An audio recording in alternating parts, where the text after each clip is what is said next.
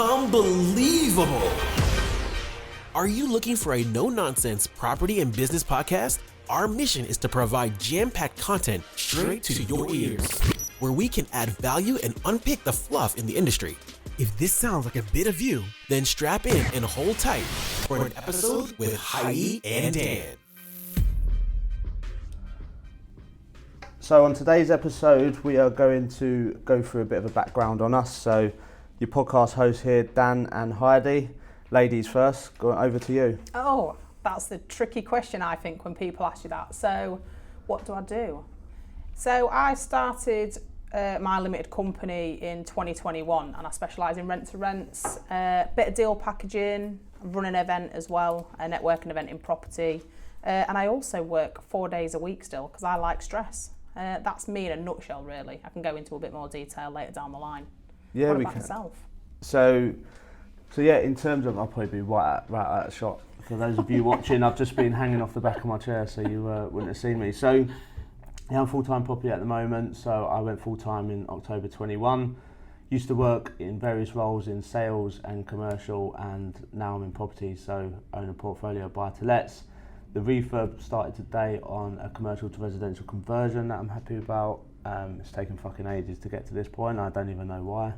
Always does, doesn't it? Yeah, so maybe I'll give a podcast on some learnings on that. But yeah, buy-to-let portfolio, started out deal packaging, still do that now, really enjoy that. Like I said, it comes with the sales, so that's a bit about me. So not an in-depth history, you'll probably be sitting here for ages.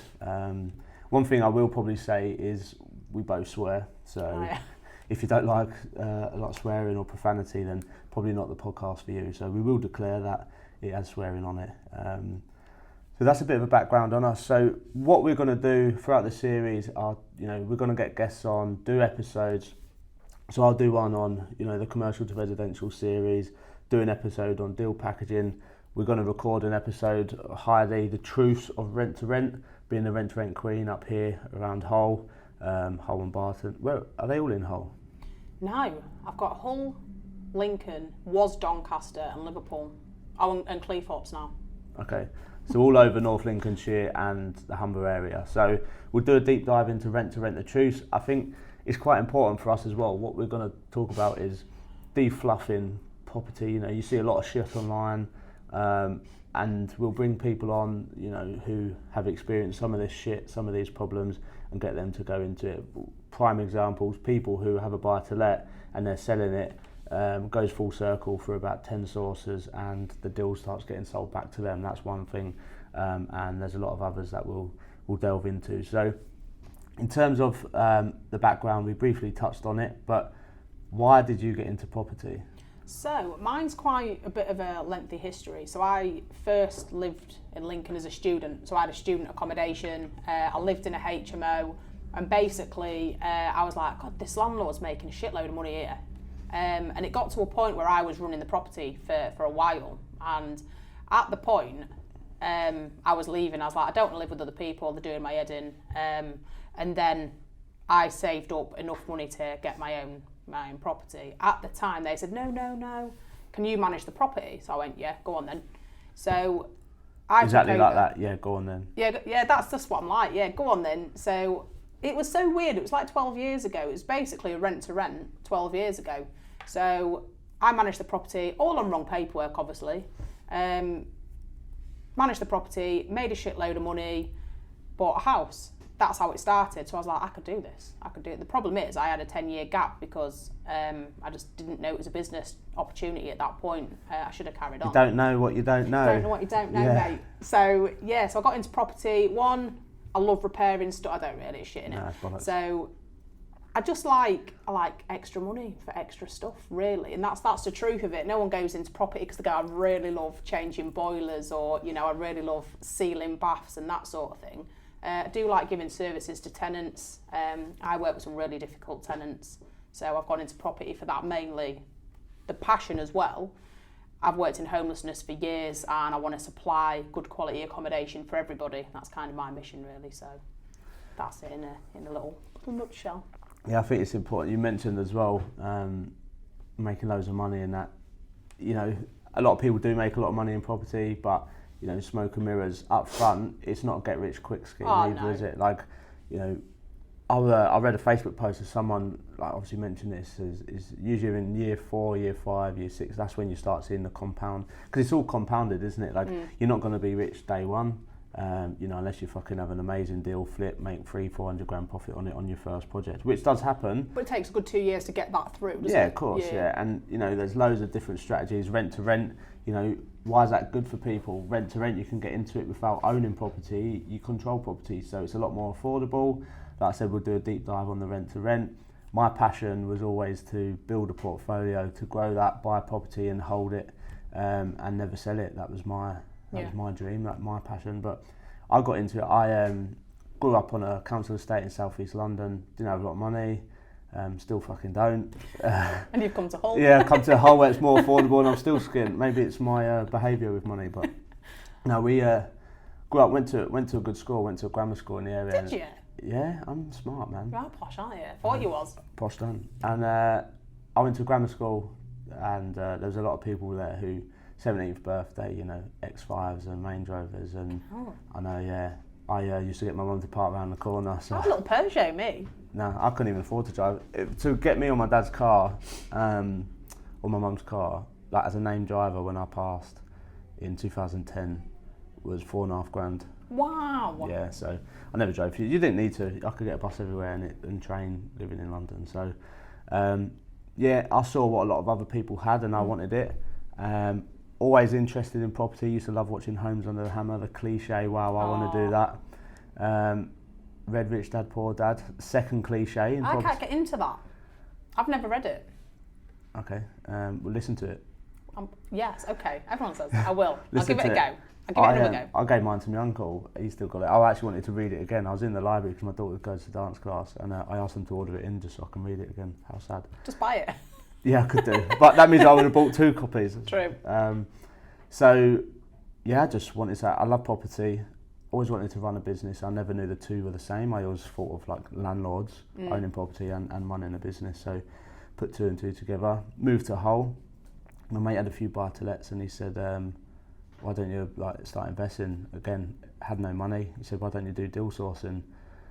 I think it was that Christmas. I bought a online course. It was like 99 quid for the month. Did every single training, downloaded every single resource, so I quit my membership. So they only got 99 quid out of me, and I had a good go at it. And since then, yeah, deal sourced and got into property now. So that's a bit of a fucking long-winded way of saying how I got into property, to be honest. No, it's detailed though, because people. I saw a book the other day. I was fuming. We'll name no names. This person, how to make, I think, a 6-figure business in 6 months. I went, oh, fuck off. Like, stop. Clearly it's a funnel for training or a funnel for other stuff. And I was just like, you've got to work your ass off, haven't you? It's graft. And she should have put how to graft and then make that money in 6 years. That's what it should have been called. And I guess, like, well, it depends. So do you know, I was going to do it ages ago, but do you know the Grant Cardone did it and a few others? It's Undercover Billionaire. Oh. It's good. But they basically get dropped into the middle of nowhere with a disguise, have like $100 or whatever it is, and they have to make a $1 million company or whatever it is. I think it's $1 million. But yes, they do that. It doesn't mean they turned over it. It's just what the valuation when the business is valued. So I guess that person, you know, their sort of saving could be, well, due to X, Y, and Z, it's now valued at this. Isn't that right? That makes more sense. Because the turnover, like, and admittedly, when I know we've gone off on a tangent already. This is what the podcast will be like. Get used to it. This is what's going to happen now, people. But when I first started the business, I wish I'd bought a Business for Dummies book, because I genuinely didn't know the difference between gross and net. Well, I'm still gonna do it. Did you know Richard Branson didn't until he was about 54? Really? So he released a new documentary, and he didn't. So he had a meeting with his board of directors, and they was talking about gross profit and net profit. Yeah. In his 50s, he didn't know the difference. Bear in mind, he's a fucking billionaire. That's so reassuring, because I was like, what's the difference between gross and net? And then someone taught me net's what's in. That's how he was taught. Yeah. So gross was, imagine, I can't remember the analogy. Dyslexic, but isn't he? Yeah. Yeah, of course, so am I. Yeah. Imagine, I think it was the analogy with fish. Yeah. Imagine like an ocean of fish, or like your X amount of fish is your gross profit, and everything that's left in the net at the end it goes to you. That's your net profit. That's literally what goes. That's in your how pocket. That's who someone told me. Yeah, that. I can't remember the full analogy, but yeah, it's, you know, the thing is, you don't need to know everything in business. Accounting, paying bills, I'm shit at. Absolutely cannot stand it. Have an accountant. I have a meeting every 3 months, every quarter with my accountant, and they run through and say, "Fucking hell, you should probably work harder." No, they don't say that, but like that's what I do, and that's their job. That's what you pay people for. Yeah. You know, I always believe that don't try and do everything. At first, when you ain't got the money, obviously you have to, and then you can scale upwards. This accountant wasn't my first accountant. My other accountant was cheaper. I get more of a service now, and I can go and have a meeting and sit down and do stuff. But as you grow, you get people around you. My solicitor, any questions, I just ask them stuff. Now I've done the commercial to resi. I've now got an architect and a planning consultant. So here's one thing actually. People talk about your power team at the beginning. Power team. Ooh, power team. You develop it. Excuse me. You develop it over time. Like, I didn't have a fucking architect, a planning consultant, and all this on day one because I didn't need it. You don't need it. I don't need it for rent to rent. No. People like, you got a surveyor? No. Yeah. All I needed from day one was, well, actually, I sourced the property. Thought, right, now I need to find a builder. So went out, got a few quotes, and it organically grew. I don't believe that on day one you need 10, 15 different professions. Like, you do it as you grow. Unless your first thing is a grade 2 listed barn conversion, you need like someone in like conservation area, you need a planning consultant, you need architects, you need absolutely everything, fine. But you know, we're talking bare basics early on in the property career. But the thing is, you'll go through trades as well. Like, I had a couple of odd job maintenance people, and I've gone through 2 or 3 of them because I was like, what I need is reliability. That's people it. who are going to show up and do a good job as well. And you'll go through different people to get the right fit. Like, I've now got some absolutely incredible decorators. I've got a really good joiner. I've got people that will help me. You know where to leverage, don't you? That's it. Yeah. And the builder we use for various buy-to-lets isn't the guy doing our commercial to resi. Yeah. Because the guy, I believe we've got the commercial to resi, has more what I call professional experience, you know, working, he's QS by trade, he's done all the tickets, worked his way up in that profession, now started on his own. You know, JCT contracts, going off architects' plans, like he is a lot more, let's say, suited to that type of development than my previous builder who did the buy-to-lets. Don't get me wrong, at buy-to-lets, you know, knock them out in weeks, he's really good. Did various projects for him, but I think as you grow and you do different developments and as you progress through your journey, I don't know, I keep doing this fucking inverted comments, but it's just so many cliched like things we're talking about, but as you progress and you start doing more, you will kiss a few frogs and you will need to lean on other people in order to get where you need to be. You know, throughout school you have secondary school teachers and, well, primary school teachers, and then you have like secondary school teachers, don't you? You know, they don't teach you what they teach you. Mentors, business coaches. As you grow, you need someone who's done these things in front of you. So. Yeah, definitely, and it is a little journey, and we'll touch upon the stages as well of obviously why I started with rent to rent and not buy to lets, or why I started buy to lets to be fair, but why I started on this journey, this part, and building your foundations up first rather than I'm going to do everything, because I tried that at first. I was like, what am I doing? What a twat. Yeah, that's good, and I think whether we talk about it now or another episode is like stay in your lane, basically. You know, and shiny penny syndrome. When I first started, I was sourcing I was trying to source anything. I would have tried to source a fucking purple unicorn if I had the opportunity for someone to pay me some money. Like sourcing, I'll try a HMO, I'll try a buy-to-let, I'll try a rent-to-rent. And I paid for mentorship in 2020. The world went mad, went into lockdown. Did I get value out of it? Yes, I did. Probably not as much as I could have done because of COVID, but I met great people, still speak to a lot of them now. But he said to me, what do you want to do? And I said, I want to own a shit ton of buy-to-lets. He said, well, just focus on buy-to-lets then. And then once I started just focusing on buy-to-lets, I sourced my first buy-to-let. COVID happened, geezer pulled out, but but I bet he's kicking himself now because prices went nuts. Yeah. So, you know, stay in your lane, do what it is, and I'm doing a commercial to resi now. When is the time to buy property? Now! Yeah, exactly, yeah. When is it's always the same. A cliche. I know, yeah. You know, I had a call with someone the other day. They asked me, like, what do you think of the upcoming recession and about buying property? I said, are you going to sell your property in the next 5 years? He said, no. I said, well, what do you care then? Yeah. Yeah. I didn't quite put it like that, but You should have done that. Yeah, I should have said. Go away. Why didn't you go away? He's right. But ultimately, like, if I buy a property now, I don't want to sell my property. So in 20, 30, 40 years' time, what happens now doesn't affect it.